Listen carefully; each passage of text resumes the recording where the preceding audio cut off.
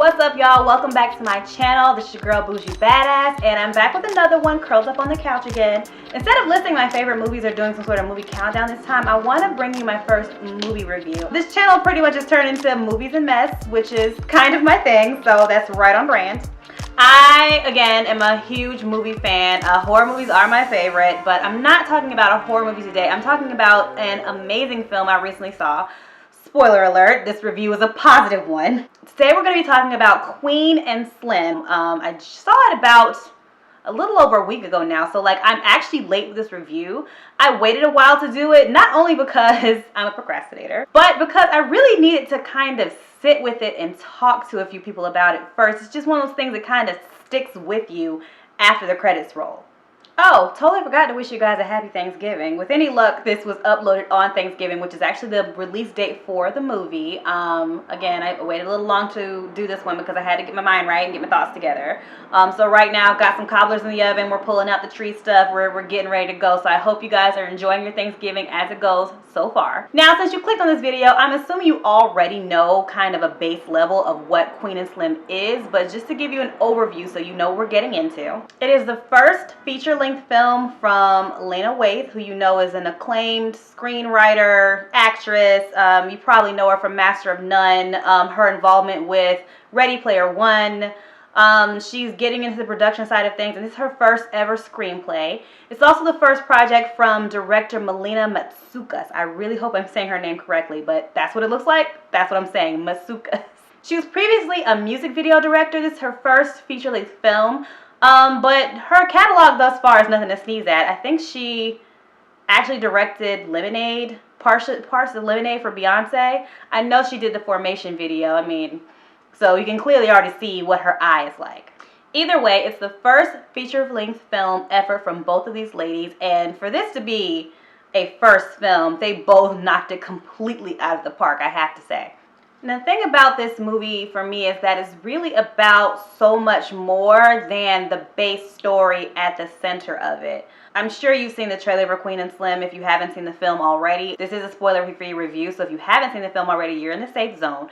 But if you've seen the trailer, you already know it's about a young black couple that gets into like the stickiest of situations, putting it lightly, and they're thrust into this journey together that neither one of them saw coming, and it's like a life-transforming journey. Actually, let me just get into a full synopsis of the film so you can get an idea of what we're talking about here. Again, I want this to be spoiler free because I really want all of you to see this film. It's a ride, so it's just something you really have to see for yourself. So I don't want to do any spoilers. You know that's kind of not my style. Queen and Slim is a story of two singles on a Tinder date that's not going particularly well, but it's not exactly going bad either. The guy is a Costco worker and the girl is a lawyer. You can tell they don't really have that much in common on paper, but there's still like this spark between the two. Although ultimately you kind of feel like it wouldn't really go anywhere, but they kind of have a connection. As their date comes to an end, they're pulled over by a cop, semi-unnecessarily but not completely out of the blue. As the traffic stop goes on, the officer starts escalating the situation bit by bit and eventually ends up pulling his gun and threatening arrest. Being that his gun is already drawn, things just escalate even further. A scuffle for their lives ensues, and the young man actually ends up shooting the officer dead in self-defense. The two instantly hit the road together, looking to devise a plan to get to safety and figure out what their next move is after falling into this tragic situation. I'll leave that at that. You can kind of tell from the trailer what's going on and how things are moving, as much as you need to anyway. And like I said, while this exchange with the cop plays a central role to the action of the film, the movie is like not necessarily about that. At least it's not the whole point. Instead of being just about all of that, it deals really heavily in the healing and transformative power of Black love and what that means for us as individuals and as a community as a whole. It touches on the concept of legacy. It touches on what true immortality is. It deals with what's just and what's unjust, what's fair and what's unfair, how you can look at what's fair in a country that wasn't built for you. And it also takes a really hard, albeit kind of indirect look at what Black unity looks like in this country. It deals with so much. And that said, this film is like very loudly and unapologetically just black, and I love that about it. Now, I only say that because there's so many films out here that are black stories. They're decidedly black in nature, but they're still, you can tell it's still through the filter lens of a white gaze, at least on some level. Something will always be injected into the film that you're like, that probably had a little input from someone who didn't grow up like we did. For this film, there were so many little cultural cues and just ways the characters communicated with each other verbally and non-verbally that were just very black and so like culturally ingrained in us that I feel like if an outsider saw it, they wouldn't necessarily pick up on it. But being a black person in this country, you would automatically know what it is you're looking at. It's hard to explain without getting too deep into it, but if you see the movie, you'll see what I mean. The little looks people give each other, head nods, small little expressions of affection or of respect, disappointment, doubt, affirmations. These little things were just very black in nature. You can tell it was handled by people who were intrinsically a part of the culture. I actually recently watched an interview with Lena Waithe and Danielle Young over at Essence. Lena specified that no notes were requested or accepted from anyone white, or basically just anyone not black, while in the course of making this film. She said they generally weren't even offered because everybody who was a part of the filmmaking process already knew that this was meant to be a black story told from a black perspective. To see something that's told through a lens of an exclusively black eye and a black ear and a black voice, like, it's refreshing to see. Everything in this film also really works from a technical standpoint. The colors were rich and vibrant. The cinematography was just chef's kiss. Almost every shot in this movie could work as a still photograph and just be displayed in an art gallery. And I guess that speaks to Melina Matsoukas, again with the name. I think it just speaks to her experience in music videos and kind of telling a short form story in a really punchy way. I kind of liken it to Belly in that sense. Not that it looks like Belly, but you remember how that was Hype Williams' first feature-length film, and it looked like just really striking visually and like a music video because that's what he knows. I kind of got the same impression with this one, but it really, really worked for me and for the story. Which brings me to the next point, actually indirectly. The music in this film was phenomenal. Now, normally with movies like this, you would really expect it to be some kind of like, like a John Legend, Common, I don't know, Jennifer Hudson, really uplifting, spiritually type vibe, which is like not my bag. Like, I'm a little bougette, so I'm like far too ratchet for that. I need something I can kind of groove to, shake my ass to a little bit. That's me though. And I guess the characters in the movie needed the same sort of thing. As far as the music they're listening to in the car, it was much more on brand with what a young black person in that age bracket would be listening to in the car to either soothe themselves or to just take their mind off something, or just as background noise. This is actually pretty authentic in that sense. And the music that was also being used for transitions or just to kind of like set the scene, all bops constantly. Like, I was in the theater just kind of grooving, but it didn't take me out of the story. It really enhanced it. It was almost like the soundtrack was a third character on the journey with them. It only served to emphasize what was going on. Honestly, any soundtrack that can feature Megan Thee Stallion as a storytelling device is a soundtrack for me. Now, as far as the story itself, it was very centralized. And what I mean by that is it really just primarily focused on these two characters. Any other character that we see or deal with, we only deal with them primarily through the lens of Queen and Slim dealing with them. We only see what's going on with them as the characters see what's going on with them. There's really only about 3 or 4 very, very brief scenes where we see characters separate of Queen and Slim, and it's only after or directly affected by their presence in that character's life. Now, as far as the main characters themselves, Queen and Slim, they are expertly portrayed by Daniel Kaluuya and newcomer to the film industry, Jodie Turner-Smith. Each of these actors brought such a nuance to the characters that they were playing. Neither one of them are perfect people by a long shot. Like, there's no romanticization of who these people are as they come to each other. Queen's character, in particular, is irritating as shit. She's extremely stuck in her own ways. She's a little haughty and kind of rude.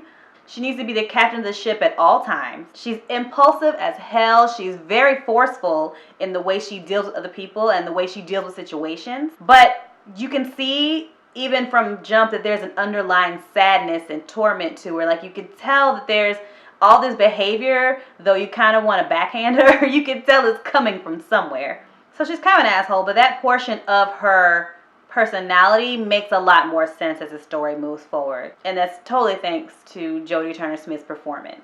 Now, Daniel Kaluuya, on the other hand, you know, we've seen him time and time again in like black classics. Like, whoever his agent is hitting it out of the park because he knows how to select a project. Now, Daniel's portrayal of Slim, his flaw, he's a little too laid back in life. You can see Queen being so take charge is really necessary with a guy like Slim. Slim is just so go with the flow, but like, he goes with the flow so much that he doesn't even question which direction his current is taking him. You can tell he doesn't push for much greater in life or even question his circumstances. He's just kind of like, hey, it is what it is, everything's okay, everything's cool. And for him, that really is a flaw. So like, as much as Queen's forcefulness get them into the situation that they end up in, so does Slim's like lackadaisical, no, it's all cool, we'll just go with it nature. Basically, both of their personality flaws landed them in the situation they're in. So Queen's the type that has to like constantly carve out space, probably more space than necessary for herself in the world. Slim is happy with very little. He's happy with almost nothing. But as the story progresses, you can see them rubbing off on each other. So it's almost like, you know, oil and water finding a way to mix. Queen becomes a little more relaxed. She relinquishes control a bit. Queen stops being so reared up and tense and ready to attack life from every single angle. And Slim learns to kind of, you know, take life by the horns, take charge of a situation, make decisions, not just go with the flow, and like just stop being so passive and letting life wash over him. He learns to like take control. This is really reflected visually through the colors in the story. As the film begins, I think everything is kind of monochrome, which you can see in the trailer.